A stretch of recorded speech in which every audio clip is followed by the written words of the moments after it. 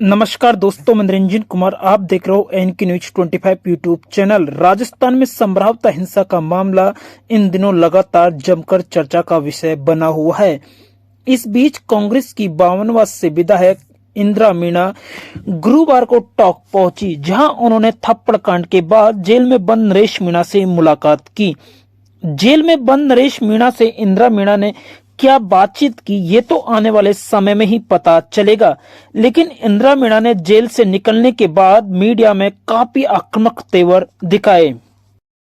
देखिए, जिस तरीके से पूरे राजस्थान के अंदर एक बहुत बड़ा प्रकरण संभ्रांता कांड हुआ और पूरे देश ने इसको देखा। उसके बाद मैं पिछली बार भी आई थी मिलने, इन लोगों ने मिलने नहीं दिए थे पिछली बार मुझे। और अब दोबारा से, क्योंकि हमारा सत्र चलने वाला है, कल से हमारा विधानसभा सत्र चलेगा। और जिस तरीके से हमने सवाल भी लगाए हैं कि संभ्रांता कांड के अंदर आप लोगों ने क्या किया, क्या नहीं किया, उसके बारे में हम कल बात करेंगे। कल से हमारी जो प्लानिंग होगी वो पूरी तैयारी के साथ में। और आज मैंने नरेश मीणा से बात करने का इसलिए यहाँ निर्णय किया कि क्या क्या घटनाएं वहाँ पर हुई और कुछ चीज़ें ऐसी भी हो सकती है जो कि हमें हमारी नॉलेज में नहीं हो बाहर। तो इसलिए मैं यहाँ आज मिलने का मैंने उनसे विचार किया। और उन्होंने कहा कि संभ्रांता हिंसा मणिपुर हिंसा से कम नहीं है।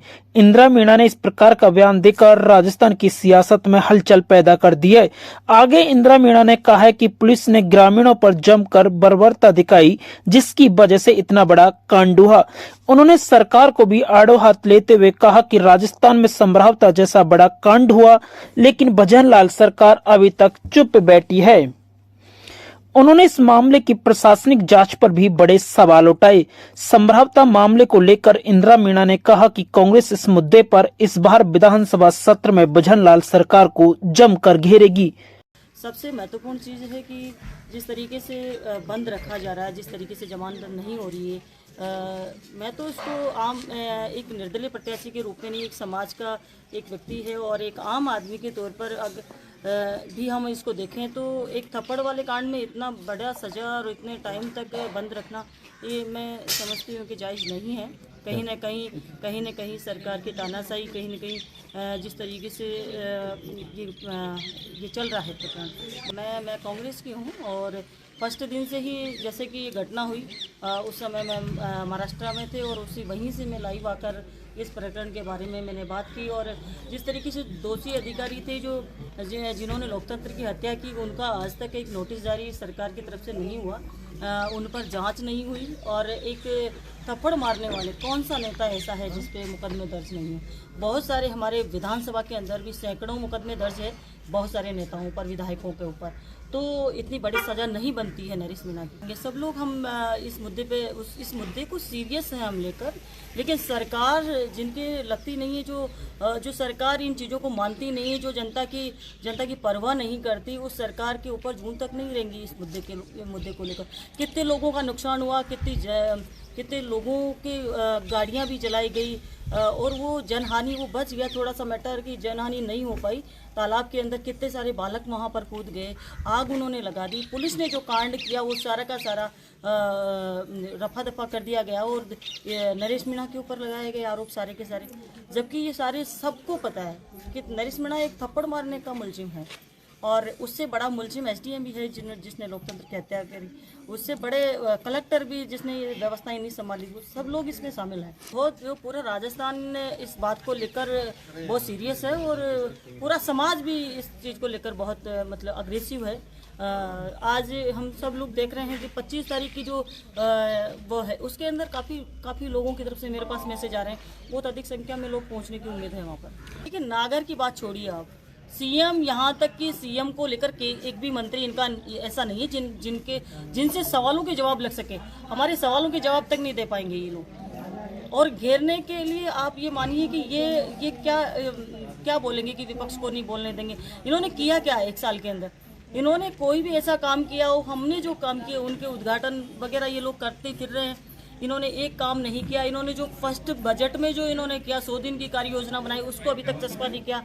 अब तक इन्होंने कुछ किया ही नहीं, तो क्या नहीं बोलने देंगे? बोलने के लिए हमारे पास बहुत सारे मुद्दे हैं और वो तो सदन चलेगा तब पता चलेगा आप लोगों को। आगे इंदिरा मीणा ने किरोड़ीलाल मीणा के मुद्दे पर बोलते हुए कहा है कि भजनलाल सरकार ने किरोड़ीलाल मीणा को साइडलाइन कर रखा है, उन्हें लगातार इग्नोर कर रही है। इसलिए डॉक्टर किरोड़ीलाल मीणा ने विधानसभा के बजट सत्र में अनुपस्थित रहने की अनुमति मांगी है। बता दें कि किरोड़ीलाल मीणा ने अपने स्वास्थ्य कारणों का हवाला देते हुए विधानसभा स्पीकर वासुदेव देवनानी से बजट सत्र में अनुपस्थित रहने का परमिशन मांगी है। आगे अब देखने वाली बात ये होगी आखिर इस बार विधानसभा सत्र में कांग्रेस किस तरह से किन किन मुद्दों पर भारतीय जनता पार्टी को घेरती है। अब ये किरोड़ीलाल मीणा जी हमारे समाज के भी एक बड़े लीडर हैं। तो हम लोग के भी एक सीनियर नेता जो कांग्रेस से संघर्ष किया, जो कांग्रेस के सामने जो खड़े रहे बीजेपी की तरफ से, वो माननीय किरोड़ीलाल जी थे। और आज जिस तरीके से उनको साइडलाइन कर रखा है, जिस तरीके से उनकी मानी नहीं जा रही, जिस तरीके से उनको इग्नोर किया जा रहा है, तो वो क्या करेंगे, क्या जवाब देंगे सरकार विधानसभा में बैठकर। तो इसलिए एब्सेंट रहने की अनुमति मांगेंगे। और ये सवाल आप भाजपा वालों से भी पूछो तो ज्यादा बढ़िया रहेगा। उन्होंने कहा कि संभवतः हिंसा मणिपुर हिंसा से कम नहीं है। इंदिरा मीणा ने इस प्रकार का बयान देकर राजस्थान की सियासत में हलचल पैदा कर दी है। आगे इंदिरा मीणा ने कहा है कि पुलिस ने ग्रामीणों पर जमकर बर्बरता दिखाई, जिसकी वजह से इतना बड़ा कांड हुआ। उन्होंने सरकार को भी आड़ो हाथ लेते हुए कहा कि राजस्थान में संभवतः जैसा बड़ा कांड हुआ, लेकिन भजनलाल सरकार अभी तक चुप बैठी है। समरावता कांड बहुत बड़ा कांड है राजस्थान का, ये मणिपुर की घटनाओं से कम नहीं है ये। और ये इस पर सरकार चुप है। सरकार ने आज तक एक शब्द नहीं बोला।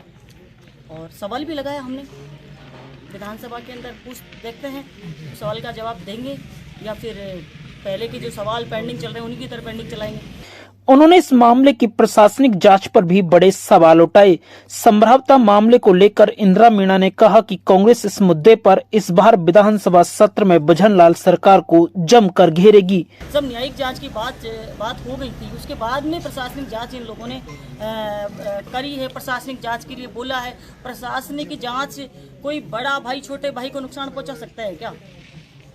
तो कोई उम्मीद वाली बात नहीं है कि प्रशासनिक जांच ये लोग ढंग से कर पाएंगे। राजनीतिक षड्यंत्र तो बहुत बड़ा है, राजनीतिक षड्यंत्र भी है। और राजनीतिक षड्यंत्र के अलावा जिस तरीके से इनको बंद किया गया है, जिस तरीके से बच्चों को मारा गया है, यहाँ पे जितने भी 50-52 जो बच्चे बंद थे उन सब के हड्डियाँ तोड़ी गई है, तो ये बहुत बड़ा मैटर है। ऐसा छोटा मोटा मैटर नहीं है। गाँव में जब मैं जाके आई हूँ, गाँव की महिलाएं, गाँव के बच्चे आज भी उस दहशत को याद करते हैं तो रोने लगते हैं। बहरहाल इस वीडियो में इतना ही। दोस्तों, यदि आपको हमारा वीडियो अच्छा लगा है तो वीडियो को लाइक, शेयर और कमेंट जरूर करें। साथ के साथ यदि आपने अभी तक NK News 25 यूट्यूब चैनल को सब्सक्राइब नहीं किया तो जल्दी से चैनल को सब्सक्राइब करें, बेल आइकन प्रेस करें, जिससे आपको पल पल की अपडेट सबसे पहले मिल सके। वीडियो को अंत तक देखने के लिए आपका बहुत बहुत धन्यवाद।